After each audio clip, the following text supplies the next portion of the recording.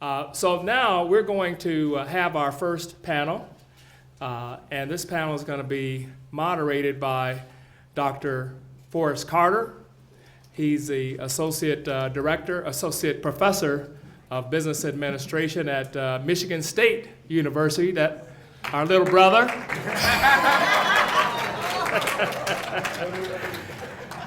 It used to be a little brother, I don't know about now. And this panel consists of people who have been out there practicing urban entrepreneurship. This urban entrepreneurship is not a new thing. There are people who have been out there doing this, fighting this battle for years. And so we're going to hear from them, hear what they think, where we should go from here. I think that's going to give us a lot of guidance. So, Dr. Carter? Thank you.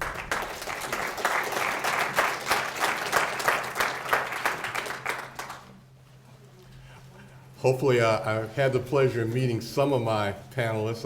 I invite them to come up and join us here. We're extremely grateful and excited, certainly about the topic, and when it comes to economic development and progress in our urban centers. I'm willing to go anywhere, as evidenced by my being here this morning. It's certainly my pleasure to introduce and interact with this panel. As David said, our topic, of course, is looking at real-life case studies around the theme of this conference in terms of folks building businesses around solving urban problems. And our five panelists, I think, kind of give a good cover the spectrum in terms of really critical urban issues. So in terms of living conditions, we have Loveland. In terms of nutrition and health, we have Fresh Corner Café. In terms of education, we have GradeCheck.net. And certainly with respect to transportation, we have Uber Detroit. So I'm not going to, my job is kind of stay out of the way and maybe pull together some lessons from the end. So we're going to start with Steve, Bock. I'm going to have each of the panelists, I think they're prepared to kind of give you a brief overview of their business, who they are, and particularly, the particular urban problem that they're tackling with respect to their business. So we're going to start with Stephen Bock of Shinola. Thank you. Thank you very I much. think there's a mic. I can relax. Yes, feel free. This is amazing. It's like a vacation. I think it's on, right? Yeah, good. Well, I'm Steve Bock, and I work with Shinola. Shinola, in case you don't know about it, is a company that was founded about 3 years ago. It's based on a really non-traditional approach to brand building. We have a slew of product lines and a rather complicated model.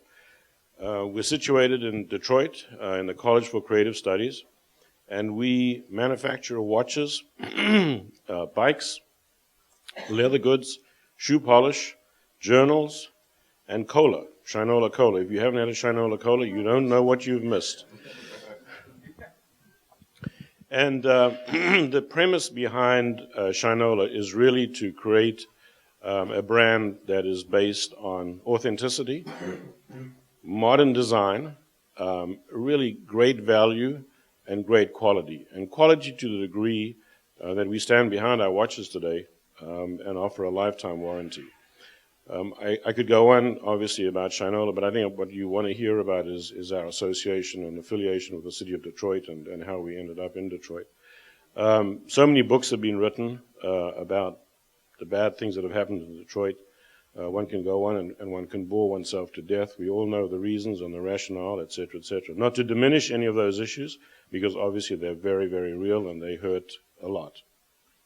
We chose to look at the history of Detroit and what we believe is the future of Detroit. We see Detroit continuing as a brand unto itself with global recognition, a tradition based on manufacturing, great creativity, workmanship, and a really incredible spirit. And so the idea of bringing Shinola here and starting our factory, we have 60,000 square feet in a unique college called the College for Creative Studies, which I think is probably one of the most unique affiliations of having a manufacturing and a design and a distribution brand concept that is housed in an active college. And what we found in coming to Detroit about 3 years ago to start this whole process is that I guess I could spend 20 minutes talking about everyone that helped us, and I could spend zero time in telling you about the people that didn't help us, because there was nobody that did not welcome us to the city of Detroit. And we feel, I get goosebumps when I talk about this, we feel that we're very much part of the fabric of Detroit, and that what Detroit has done for Shinola is amazing in helping round out who we are, helping us present our product with authenticity in a very unegotistical way. We're in the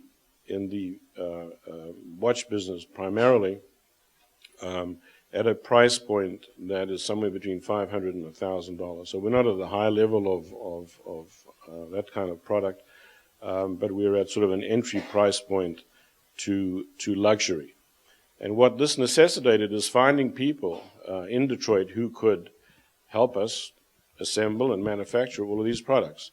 So with a great sense of appreciation and acceptance, we have a very great benefactor who really wants to make this successful and has funded this program in a very unique way, which puts us, I think, in a class that often is people strive for, but is very difficult to get to. So with that said, we knew we could build a factory. We knew we could bring equipment from Switzerland. We knew we could bring trainers from Switzerland to train everybody. In the last 3 years, we've gone from 3 people in this company to 320 people, of whom about 250 work in Detroit. And we now have people who are training to become watchmakers, who are building careers, who are flying back and forth between Detroit and Switzerland and learning something that has not been done in the United States for decades. Great, thank you. Before we, Steve, just real quickly, I want to, did you think, was there a passion or problem you saw in Detroit kind of prior to making the decision, or did Detroit kind of fit the brand model of authenticity? Which kind of came? Well, it certainly fit the brand model of authenticity. We strongly believe in, I guess I'd call the philosophy of optimism. We believe that swimming against the stream is the right way to do things. One can find negativity and negative implications in any city you want to go to. But there's positive everywhere, and there's plenty of positive in Detroit. And again, without being repetitive, it has such an incredible base and such an incredible history, and such a desire to be successful again that if there were problems, frankly, they dissipated in a very short period of time. Great, thank you. Thank you. And next we have Mike Evans, who is the senior developer of Loveland Technologies. Hello, I'm Mike. So for Loveland Technologies, it's more of a technology company, but we do it with a strong look at social initiatives that we can help work with. So the biggest thing that we've done recently that is working with Detroit is that last winter, we actually did the Motor City Mapping project, where we sent 150 people around to 400,000 properties in the city in order to get an idea as to what was going on in the city in terms of property. It's amazing when you look at cities all over the country, and we're seeing all over the world, who don't actually have a very specific idea as to what the conditions are, what are buildings, what are lots, where there's fire damage, and this type of thing. So what we did with the project is these things have been mapped, dozens of times. People have gone out with pieces of paper and things like that. People have done it in terms of saying, hey, here's a data set that someone can look at. But but we want to make it so that public data was actually public, so that anybody can actually see it, which is the problem, right? So when we did this, this is now data that anybody can use. Anybody can take a look at the condition data that we picked up and use it to make decisions in their neighborhoods. And so one of the products is called Why Don't We Own This? And I thought it was awesome when Dr. Robinson, you said almost specifically the name of one of our products, which is Why Don't We Own This? Because you were saying that there is this building across the street, and you guys had to go back and forth trying to figure out who owned this building and what was going on. And we find that that's a huge problem for lots of community groups who want to do things in their community. Well, of course they want to do things in their community, the community group. But actually figuring out, okay, does the city own that? Does some dude from California own that? Does a neighbor who moved away own that? How do we get that? How do we, put a community garden on there or help, use this as a way to sequester water or, anything like that? It's a problem with actually having the information. And a lot of cities, they actually go through and they say, oh, yeah, we have this data that's available. It's public data. But public data is not public if the public can't actually utilize it. And so you'll see like, oh, yeah, we have a portal with, ArcGIS files or CSVs and things like that. But, one of our people work at Loveland like to use this person as an idea called Miss Jenkins. Well, Miss Jenkins cannot pull down an ArcGIS file in order to figure out what's going on across the street from her. And you even find, like in Detroit, we're finding like Mayor Duggan is notorious for wanting to get this data and not just have somebody, spit it back out to him. He wants to see it on paper. So we feel that Ms. Jenkins, we feel that the community group, we feel that the mayor should all be able to look at this information the same way that someone who has had 8 years of training can get access to it. And that's the base of what we do at Loveland, is that, once again, making public data public. And I hope that, I can talk the same way as Steve for 20 minutes, 30 minutes on this situation. So I hope that questions can be asked, or I can meet with other people. But yeah, that's the basis of Loveland, is making that public data public. And it's useful for people who are doing things in their community just to make things better, but also people who are looking to develop and spend money and invest in cities. So, thank you. Thank you.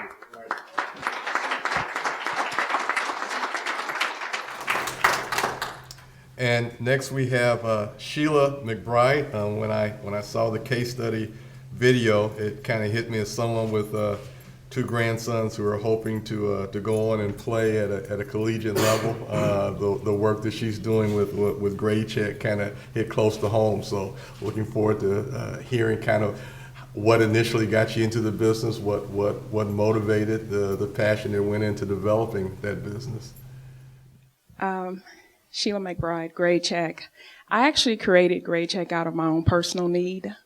My son was thinking more about sports rather than academics. And I also knew that he had the potential of and the interest of being a basketball player. And so, but what I wanted him to do first and foremost is to graduate from high school. And when he said that he wanted to play basketball at the next level, I said, okay, let me figure this out, because the NCAA gives you this packet and says you have to abide by these rules. So what I found is that my son did not have the right GPA, the right test score, nor did he have the right core courses, right? So once I identified that, and I started my system, I started an Excel document. And once I realized that the visibility made him become a better student and also receive a full scholarship to play basketball at Ohio University, I knew that I was on to something. So I created this, and a parent actually said, of one of the students that we helped get into college, she said, why don't you make this into a business? I said, well, if I make this into a business, I have to make this available for the masses. And it was past the whole technology bus. So I knew that there was a future for that. So I actually created, through the help of a developer out of Silicon Valley, California. I gave them my specs, and we really formed a really good relationship. So I took what I was doing from a manual process and created this national system that can take a student's high school transcript and test scores and compare them to any high school in the country against the NCAA eligibility standards. This is important because a lot of kids do not understand, and a lot of parents can't figure out this very rigorous process. And about every 2 to 3 years, the NCAA, they're increasing their standards.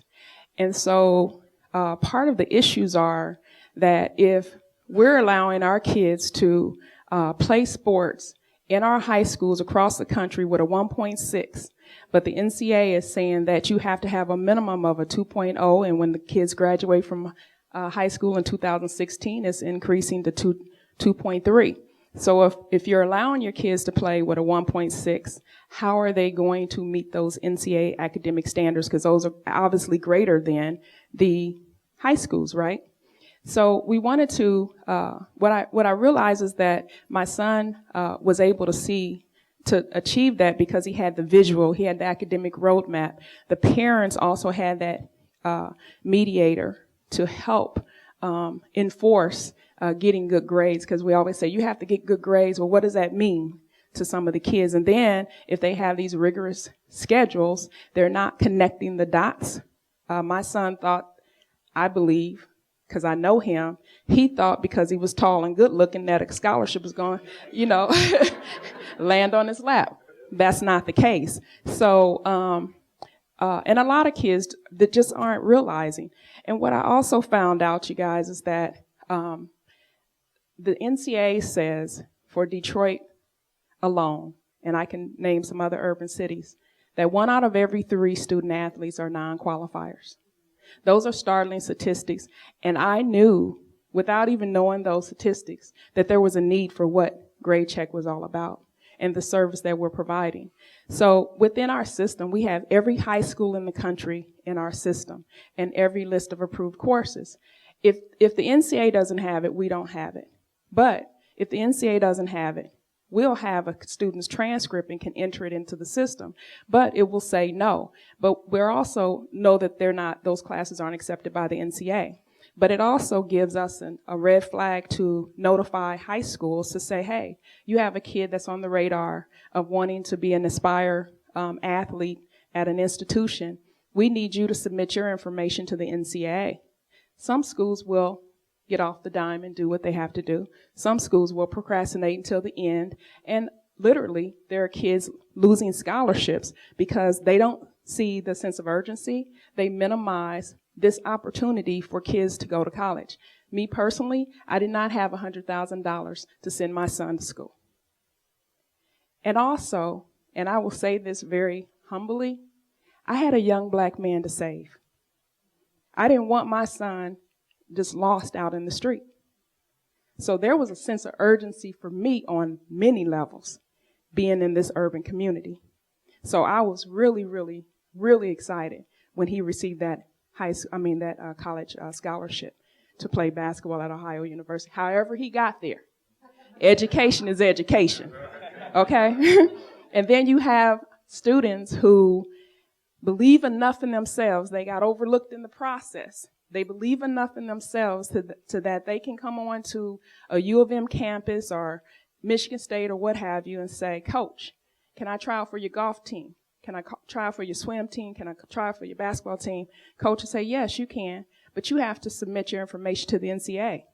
Well, because no one was tracking their grades and monitoring them, those kids will miss out on a scholarship, even though that coach said, I want to offer you a scholarship, because they weren't proactive. So our involvement identifies the loopholes, the pitfalls, and allows that student to be, and that parent to be proactive rather than reactive.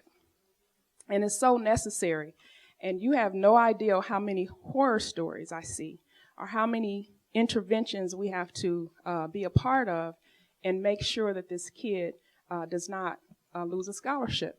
There's a real example I would give you because he's graduated now, but we've helped lots of students here at Michigan, University of Michigan. One student that stands out in particular is a student named Deshaun Sims. You guys familiar with him?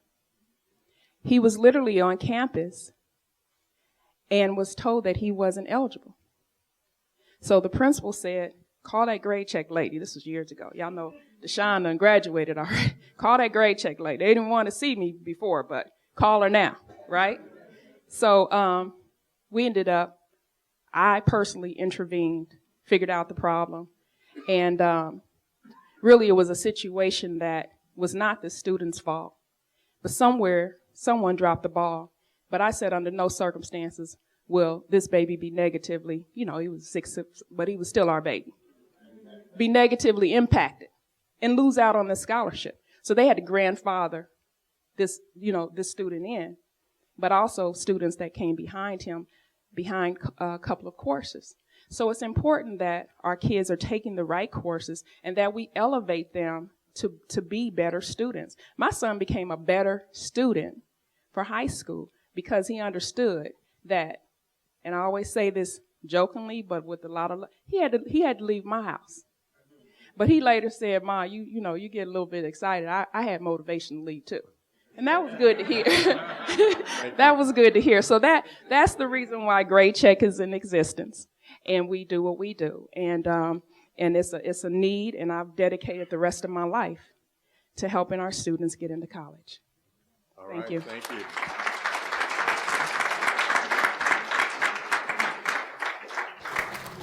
And perhaps to literally help them literally get to college. All right, we have Mike White, Uber. I don't know if you would actually catch Uber to go to school, but however they get there. Mike, General Manager of Uber, Detroit. Yeah, thank you. So my name is Mike White. I'm the General Manager for Uber in Michigan. Who's familiar with Uber? Everybody's familiar. Okay, so I won't spend a lot of time talking about that. We're a technology company. We're focused on solving transportation issues. And I don't think there's anything more core to helping urban environments work and work efficiently is getting people around within those urban environments. Uber was started with the problem, and the problem was that existing transportation options were not effectively doing this in basically cities around the world. It was founded initially in San Francisco, which you think of as pretty effective transportation city. It's very dense. There's a lot of transportation options, streetcars, taxis. You'd think would all be ways to get around, but actually it's a very, very limited taxi environment. Very few taxis to get around. Doesn't always get you where you need to go. It's very difficult to drive and park in that area. Public transportation doesn't necessarily solve that issue either.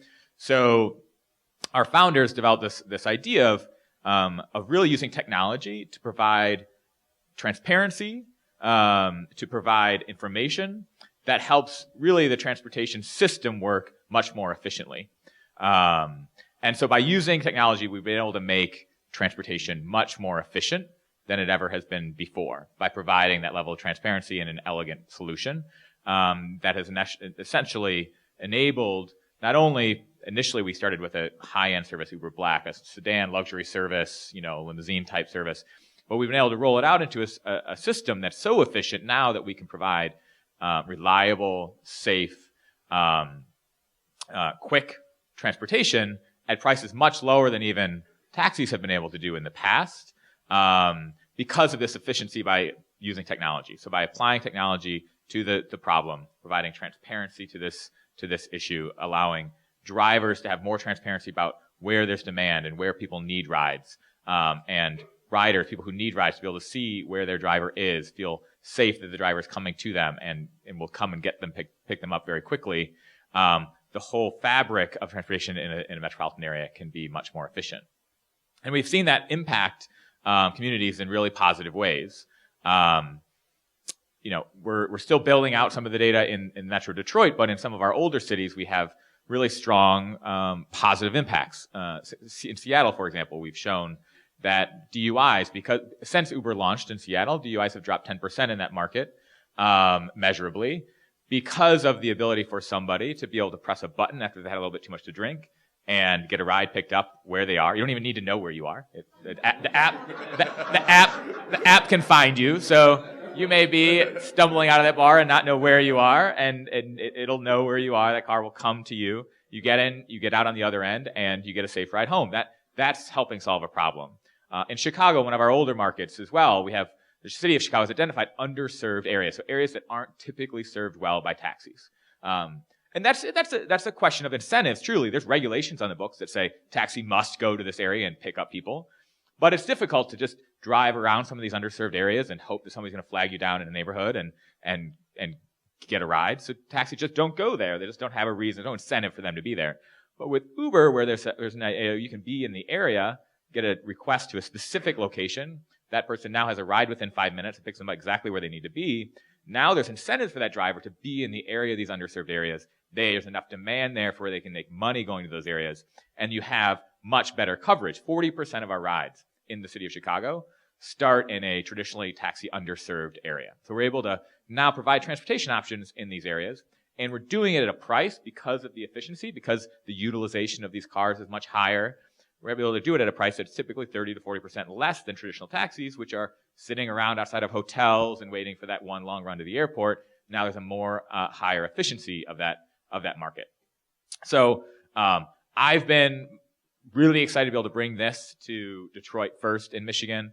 There's a dramatic need in Detroit for transportation options. And what we've seen is that it's really been well received here. And that's what's really exciting to me is that the community has really started to use it. We've heard people being able to solve problems with this, be able to get to their job more frequently. They're biking to work and then taking it home if it's raining. There's a lot more usage happening.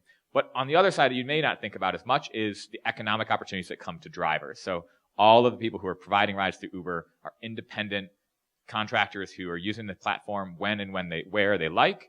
So we have hundreds of people throughout Metro Detroit who have signed up to be drivers on Uber, are making good money on a very flexible schedule using their existing assets, using their existing car in order to make some additional money and help solve a transportation issue at the same time. So not only are we providing rides to people, but you also have the economic development of essentially jobs, essentially employment opportunities for people that could work full-time or part-time around an existing job or in between jobs when they're looking for employment, or as a supplement. Students at Wayne State or at the medical center in downtown, and also here in the Ann Arbor area, very similar situation happening. So through using technology, transparency, we're able to kind of overlay a grid of connection between drivers who now have more economic opportunity and riders who are now able to solve the problem and get more rides. So that's what we're doing, and I'm looking forward to answering some questions if you have them. Great. And then last we have Noam from Fresh Corner Cafe, I'm sorry. Hi, my name is Noam. I went to school here at the University of Michigan as an undergrad and then a master's student through the Health Management and Policy program at the School of Public Health. Go Blue. So I got involved in this work. I was very interested in the equity lens of getting into health management and policy, equal access to healthcare. That was the big focus at the time. And very quickly saw that access to healthcare is a huge problem, but really that it's maybe secondary to some of the preventative problems that could be prevented before we get into the hospital, before we need the healthcare insurance. And maybe it's less about healthcare than general health and well-being and prevention. And so I got very interested in food, nutrition, and physical activity as ways to prevent us going into the hospital and using the system. Who here has heard of the urban food desert? Is that a term that's made it? Yeah, so it's become a very popular term. I don't think a lot of people know what it means. I'm not sure I know what it means. But we know that we don't like it and we're trying to address it. In Detroit, there are very few, literature suggests there are very few grocery stores in Detroit. In fact, there are close to 100. They're not always the highest quality grocery stores, but there are grocery stores in the city of Detroit. But what's more common is the corner store. There are over 1,000 corner stores and gas stations in the city of Detroit. And a lot of people depend on these corner stores and gas stations for a lot of their meals, whether it's 3 bags of chips for dinner, or a pop and a very hyper-processed sandwich for lunch. And a lot of that is around physical transportation. So there are grocery stores, but if you don't have your own vehicle, it's difficult to go to the grocery store on a bus and spend a couple $100 and then take all those groceries back to your home. So we were looking at the corner stores and gas stations and thinking if we can leverage this expansive network of corner stores and gas stations and go from an unhealthy food retailer and transform it into a healthy food retailer, you can have a tremendous impact that's low capital and highly replicable and scalable throughout the rest of the city. So our mission is to bring prepackaged healthy salads, wraps, fruit cups and yogurt parfaits and bringing the cafe experience to corner stores across the city. So that's what we do. In that work, we've realized that the corner store work is great. It's very difficult to be profitable selling a high-priced product with a low shelf life to a low-income consumer with no stated demand for that product. So it's a tough business model, but we're working hard. And so what we've realized over time is that if we can make that break even, we're very comfortable with that relationship. And we've developed cross-subsidizing streams to support that work. So a lot of people are very excited about addressing the urban food desert, but they're not necessarily the customers who are in stores purchasing that food. So we have all these fans from the outside, from University of Michigan, from the suburbs, who are supporting this work. But we're thinking, how do you transform that social capital into financial capital so that you can continue doing your social work? So we developed cross-subsidizing streams. We have a catering business and a workplace wellness business, bringing the corner store model into workplaces, understanding that if you are gainfully employed and you work in a hospital, say in Northeast Detroit, you're suffering from the same problems of inaccessibility to fresh food as you are if you live in Detroit, in Northeast Detroit. So our goal is to bring healthy food wherever Detroiters live, work, and play. So the workplace model is a far more profitable. You're serving a more affluent customer, and we're selling direct to consumer rather than through a retailer who resells it to the consumer. And so we're able to use that profit to cross-subsidize the retail price in corner stores. And the goal is to bring, for every single workplace that we have, we'll have a corner store. And when people purchase a healthy salad in a workplace, they know they're directly supporting fresh food access in the city of Detroit in a specific corner store in a specific neighborhood. And the idea is that more than any single business or project can create an impact, awareness of issues is probably the greatest importance that we, as best practices and business models, can generate. And so if you're constantly purchasing salads and you're in your workplace, you're constantly remembering, wow, there's someone in a corner store who this is really difficult, or someone in a neighborhood of Detroit who can't always access this quality of food. And so our goal is to generate awareness as well as access. So maybe if in a kind of a quick minute or so, we can kind of move the mic back down this way. If you can each kind of talk about kind of the essence of your business model. How do you make money? Sure. So Uber's technology platform essentially charges a commission on the fare on each trip for making the connection between the rider and the driver. So the driver actually gets the revenue, and then there's a commission paid to Uber? Correct. So the actual transaction is a user sets up a credit card to request a ride. When they press a button, they get a ride. That credit card gets charged. We pass that fee through to the driver, and the driver pays us a percentage of that, basically for connecting them with that rider. Fantastic. Great. We have a online process to where you could sign up online. We have a gold membership for $100, an annual membership fee, and a $500 annual membership fee for the platinum service. We also understand that a lot of communities can't afford that price, so we've created a model where we've created this nonprofit arm so that we can go after funding so that it can defray the costs for students. And also we approach schools and organizations, and they may be interested in purchasing for a group of students, if not the entire school. So with Loveland, one of the things is that all of our information is on the parcel level, which is what you need to talk and work with cities and municipalities. So, for instance, with Detroit, using that, we've able to highlight that there's a $750 million gap between property taxes. That's the type of thing that cities are willing to pay for in order to help solve those type of problems.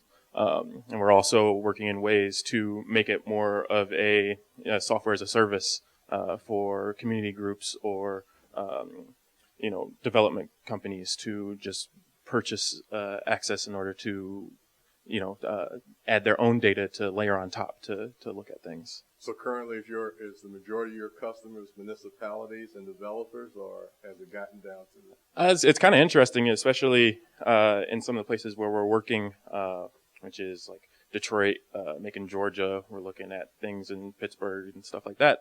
A lot of partnerships between cities and foundations that are looking to increase quality of life in areas are willing to help us come together to make those goals possible.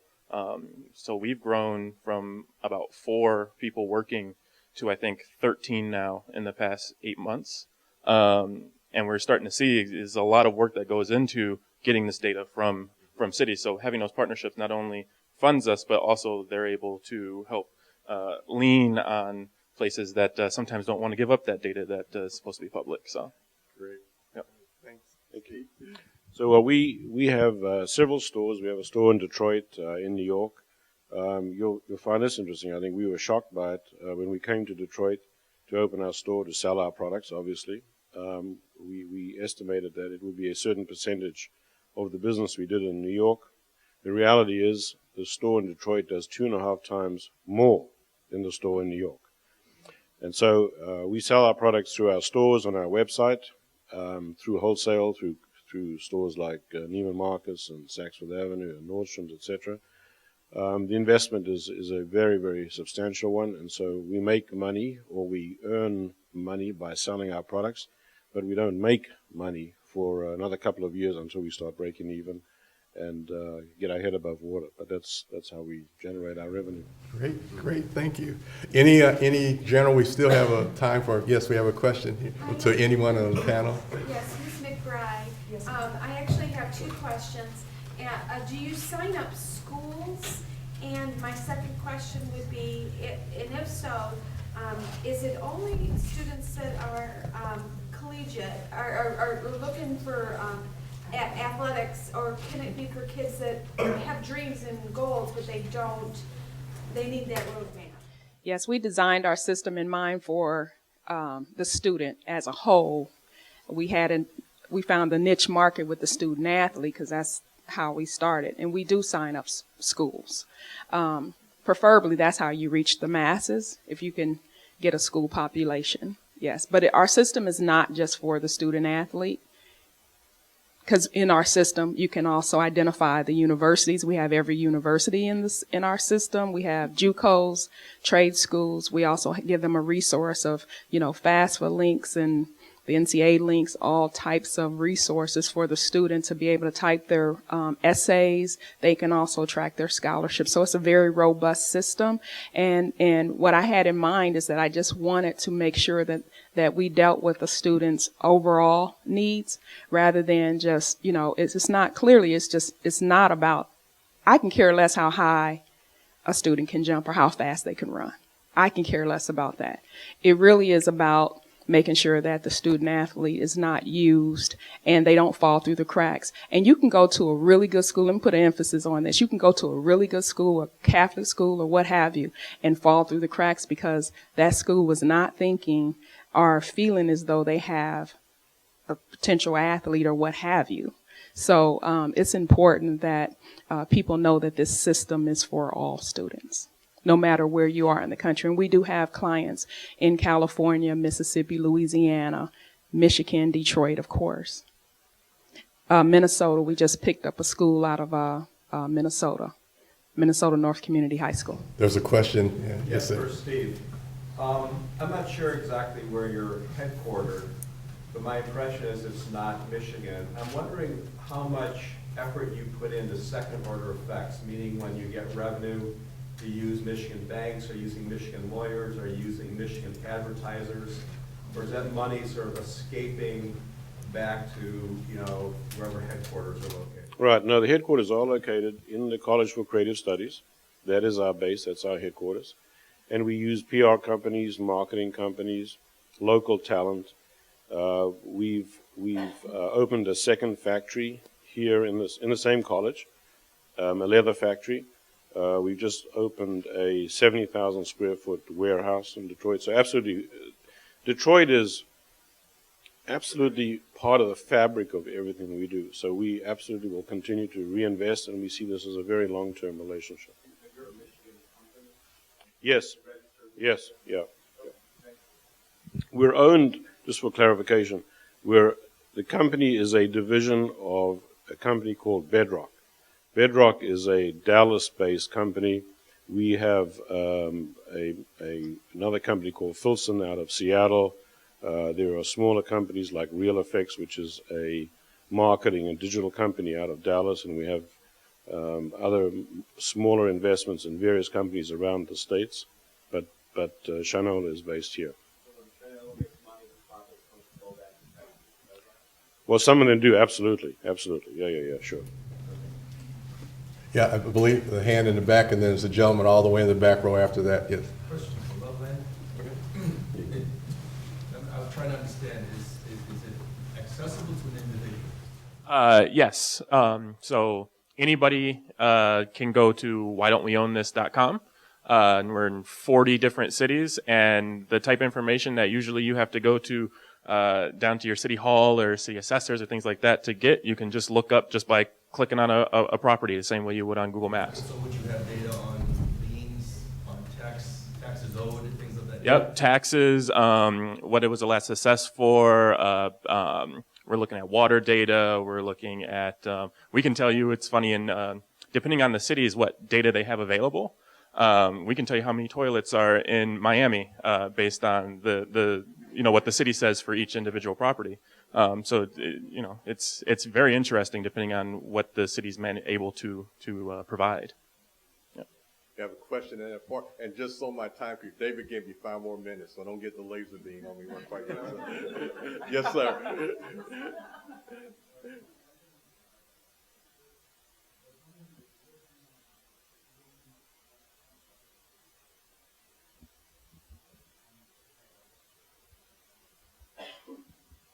Yeah, it's a really good question. So we've done different things with this. So we've done some marketing stunts that you may have heard about, like Uber Ice Cream, where we connect with ice cream trucks, and it's a hot day in the summer, and you want to get ice cream. You hit a button on your app, and an ice cream truck rolls up, and you get your ice cream. So that's been very, very popular. We even did kittens one time in Seattle, where you could press a button and some kittens would come. You get to pet and play with the kittens for a little while, and you could even adopt one on the spot, or you could go back. So those were kind of marketing stunts that we used our platform to do.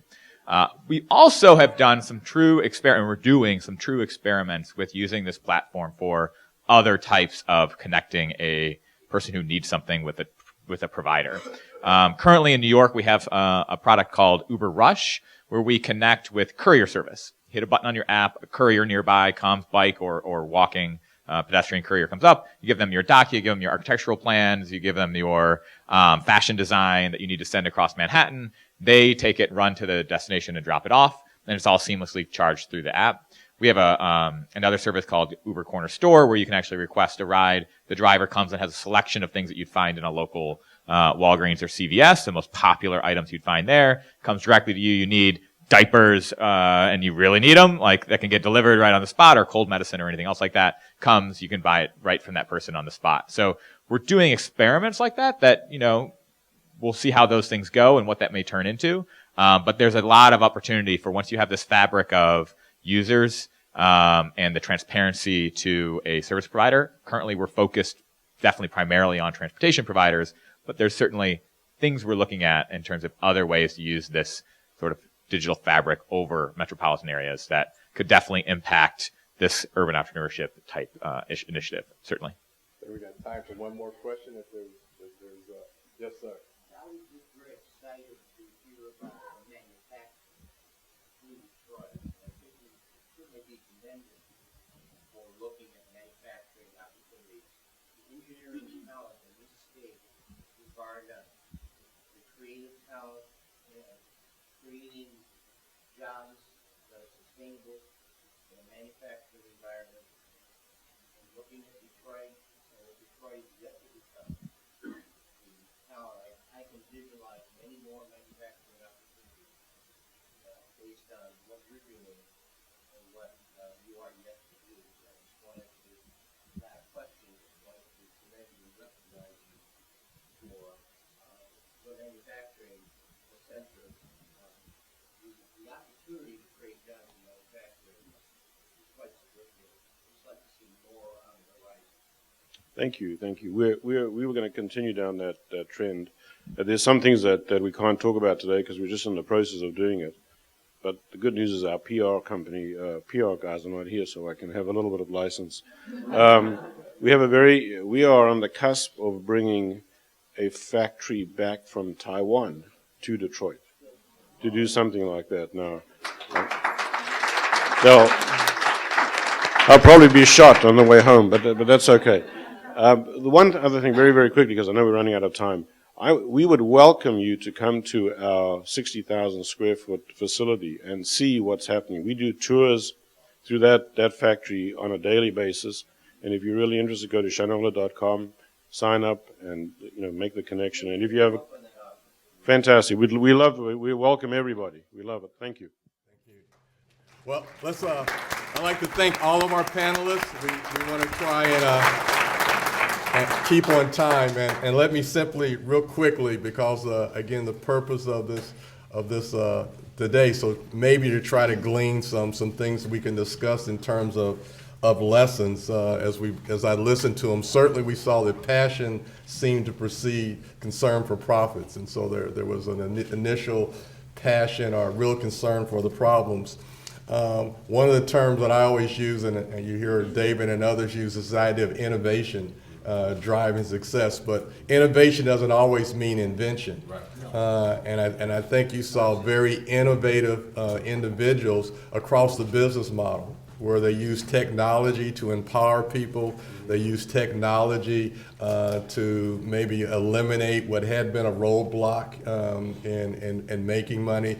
They leverage resources or repurpose assets such as the manufacturing talents that's in the community, or they were able to some extent, use a basic platform to solve their social problem and add multiple streams of revenue to make that overall profitable. And building on one of the lessons of our speaker, Dr. Robertson, the building of partnerships. And so it certainly has been informative for me. It's been a pleasure.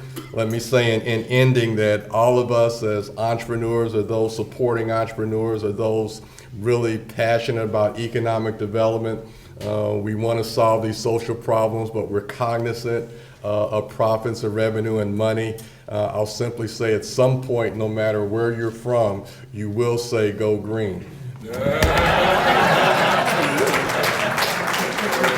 I'll tell you a little bit about how I got to that. I think that might be useful because we talked about why are some of these questions specific to an urban context.